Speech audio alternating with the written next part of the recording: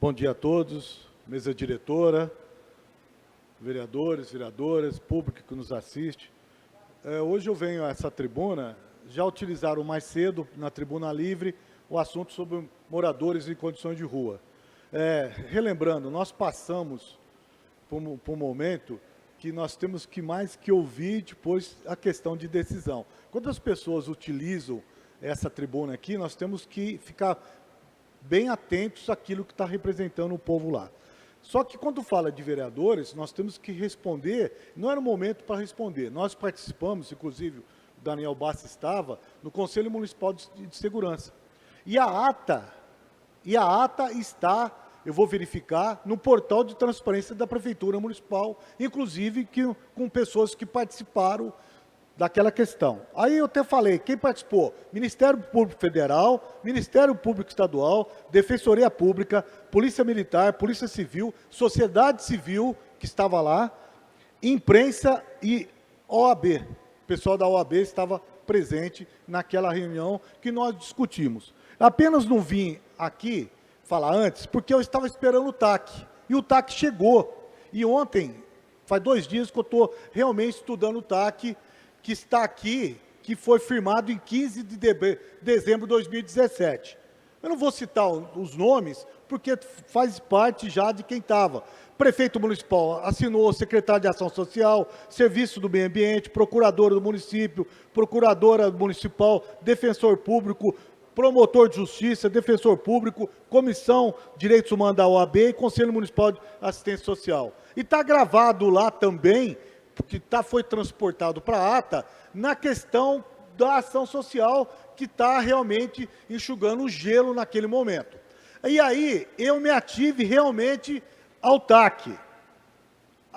O TAC começa assim: considerando o fundamento constitucional de direito de posse e propriedade como dos princípios legais e devido processo legal. Nada mais é do que foi transportado para o TAC aquilo que está na nossa Constituição Federal, no artigo 5º, foi transportado para cá. Só que acontece, não houve contestação do poder público na época sobre esse TAC, ficou absolutamente inerte a isso. Deveria ter contestar o fato. O fato que esse TAC foi gerado, eu até falei na reunião lá, representando a Comissão de Segurança, e falei lá junto, era uma questão pontual para ser resolvido pontualmente. Foi naquele viaduto que vai para o batalhão, tem pessoas lá. O que acontece? Não foi recolhido de maneira adequada um material daquele em situação de rua, que deveria ter feito adequado. Isso daí é uma questão óbvia. Tudo aquilo que vai ser recolhido tem que fazer uma apreensão ou encaminhar para um órgão. Não pode recolher documentos de ordem pessoal da pessoa. E aí, houve uma situação pontual e saiu-se o TAC. Mas o TAC, se vocês está lá, o segundo item, observar o TAC, fala lá, durante a insuficiência desse programa de projeto, o mínimo que se pode esperar do poder público, presta atenção, é a abstenção de práticas coativas que inibam a presença dessa população nas ruas, estando descartada a possibilidade de prática higienista. E aí, nós também fizemos, quanto que foi gastos, e aí a gente observou, até estava discutindo um pouco mais cedo, o Gilson, a questão dos empregos, nós falamos aqui de moradia digna, também na Cidade Franca. E a questão de passagens, de janeiro a junho, foi R$ 31.812 que foi gasto em passagem, porque nós temos uma casa de passagem aqui na nossa cidade. Mas, o tempo está...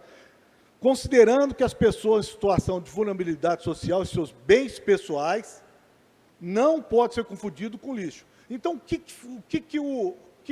aconteceu? Criou um decreto, um TAC, visando a preservação do direito de cada um. E aí, se trouxe para o outro lado, que alguém achou que não poderia trabalhar ou não fazer qualquer tipo de inibição no tocante aos moradores em condições de rua. Mas pode sim. Pode sim. Então, o TAC, depois fala lá, Cláusula 2ª, da finalidade. Aguenta um pouquinho. O presente termo de ajustamento de conduta tem a finalidade de adequar a conduta de partes envolvidas às exigências legais e constitucionais de proteção à população em situação de rua.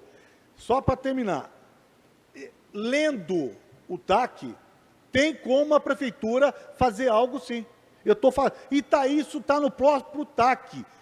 Olha lá. Isso daqui foi feito pela Defensoria. Tratar as pessoas em situação de vulnerabilidade social de forma desrespeitosa, ofendendo a sua dignidade e sua integridade. Está proibido. Outra coisa lá. Recolher bens e pertences de pessoas em situação de vulnerabilidade social, tais como pertences pessoais, documentos, cartões bancários, sacola, medicamentos, livros, malas, mochilas, roupas, instrumento de trabalho, carrinho, carroças, folhas de papelão, material de reciclagem, ferramentas, em qualquer item portátil de sobrevivência, colchões, cobertores, mantas, travesseiro, lençol, sofá, fogão e cama. Salvo se houver, aí que está a questão da prefeitura, que a prefeitura pode sim, salvo em caso de mandado judicial de reintegração de posse. Então, o que acontece? Está aqui. Se está no espaço público, se tem um esbulho possessório, entra-se com uma reintegração de posse. Entra com uma reintegração de posse. Está aqui no TAC oriundo do Ministério Público, aliás, da Defensoria. Eu falei para eles a minha crítica. Se era questão do viaduto, era pontual. E, na realidade, fecharam a polícia. E sabe o que acontece com a polícia? Aquela pessoa que usou mais cedo a tribuna falou exatamente o que acontece quando é submetido à abordagem. Eles têm o telefone da Defensoria. No outro dia, a Defensoria encaminha um documento para o batalhão. E o polícia vai ter que explicar depois por que ocorreu aquela abordagem. Aí eu falei para os defensores e para o Ministério Público lá dentro. Nós estamos criando uma castra de uma sociedade que está vedada, está bloqueada, não pode usar o Código Penal para eles. Pode sim, pode sim. Só que acontece o seguinte, nós temos que falar aqui um discurso não de ódio, o ódio que provoca tudo isso. Nós temos que fazer um discurso de solução do problema. O que acontece? Que outras cidades na nossa região, inclui a cidade de Ribeirão Preto, não tem políticas públicas. E aí, quando a cidade de Franca, que desempenha algumas políticas públicas, eles vêm para cá e se sentem confortável na cidade de Franca. Nós temos que atacar isso. Eu não vou culpar a Defensoria, não vou culpar o Ministério Público, e também não vou falar que fica numa situação muito confortável o Ministério Público, que fica muito confortável a Defensoria Pública. Eu nem vou falar aqui que essas pessoas residem em condomínio.